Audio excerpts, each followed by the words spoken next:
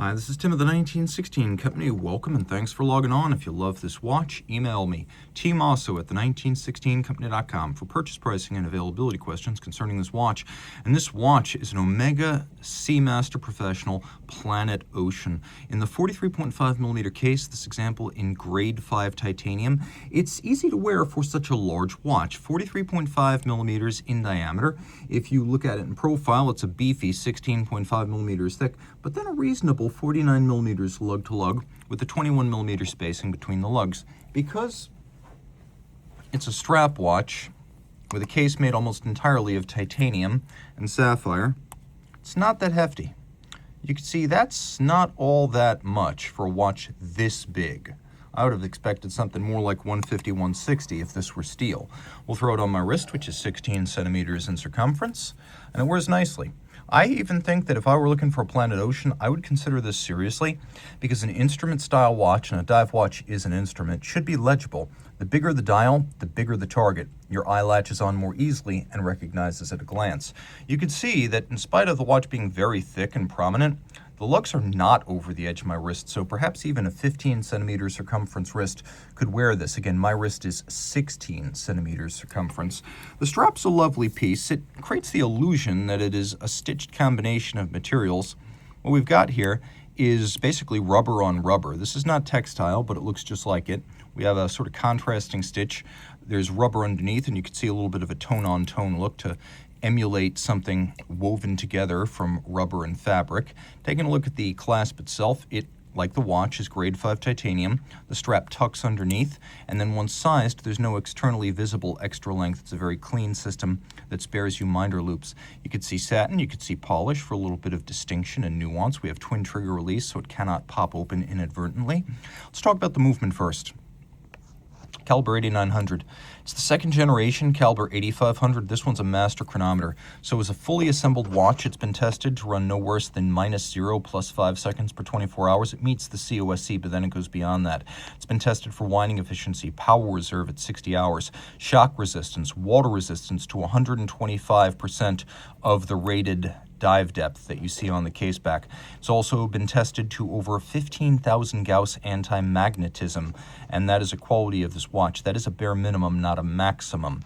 The movement has the 60-hour power reserve, courtesy of twin barrels, which makes for a nice even and flat torque curve, 39 joules, beat rate of 25,200 vibrations per hour, which is generally considered to be specific to a silicon hairspring and swatch group movements across many brands and many different architectures. It's got a full balance bridge and a free sprung balance for shock resistance, and then it has a coaxial escapement that grants it improved power reserve, reduced maintenance requirements, and elevated levels of chronometric performance. This is a system invented by British watchmaker George Daniels and then serialized by Omega in 1999.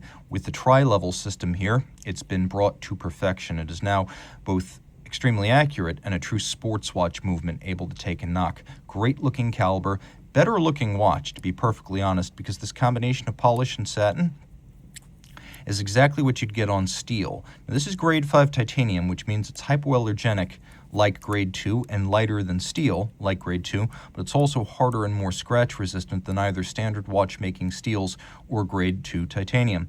We have media blast and polish on a helium escape valve. You turn that before you surface from your 1 week, 1 month saturation dive. Saturation dives are extreme things. By highly trained divers, you know if you're a saturation diver. And they exist in exotic gas mixtures underwater for hours, days, weeks, sometimes even months.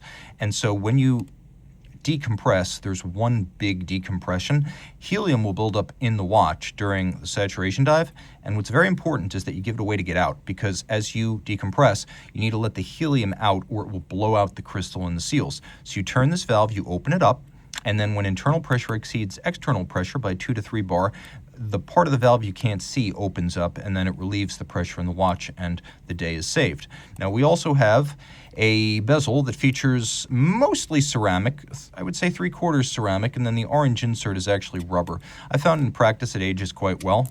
It's a 120 click bezel.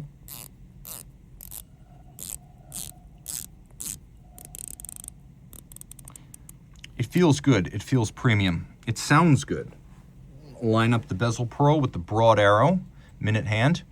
And you can see that the minute hand and the pearl are green. Everything else is blue. That's so you can read the two most important reference points at a glance. And then we have a loomed seconds hand, which is important because you need to know if your dive watch is running. If you dive at night or you go down below ambient light, every dive watch should have that. Not all of them do. Other things to note, the knurling on the bezel, what you can see is a combination of matte finish and polish, very sharp, easy to grip with wet, sweaty, or gloved hands. And then we've got the dial, which is made of titanium, you know because it says so right below the hands, a throwback to the vintage Seamaster 300s of the 50s and the 60s, and also the original Planet Ocean from back in 2005. Now, if you take a look at the dial, you've got orange accents, which have been a long-time Planet Ocean signature. You have tri-Arabic numerals 6, 9, and 12. Everything is applique on this dial, and the hands as well as the indices are subtly blackened. We have a sector outboard for reading seconds and minutes, and then we have an applique Omega logo and marquee right there. You can see we have a matte finish to the dial, and yes, again, 600 meters, 2,000 feet. I know that 600 meters is not 2,000 feet, but remember, ISO 6425 diver, which means every individual example that is left to the factory has been tested to 125% of its rated dive depth before it leaves the factory. We have hacking seconds, and then another feature which is convenient. We have a independently mobile hour hand, and notice the minute hand not affected, the seconds hand not affected. I can drive the date forward, I can drive the date backwards. If I'm traveling, this can be very, very handy as I jump time zones, because if you, like me, prefer to set your watch to the second on a regular basis, you don't want to disrupt that just because you are jumping an hour ahead or an hour back. So this gives you that flexibility. If you love this watch, reach out to Team Mosso at the 1916company.com for purchase and pricing details.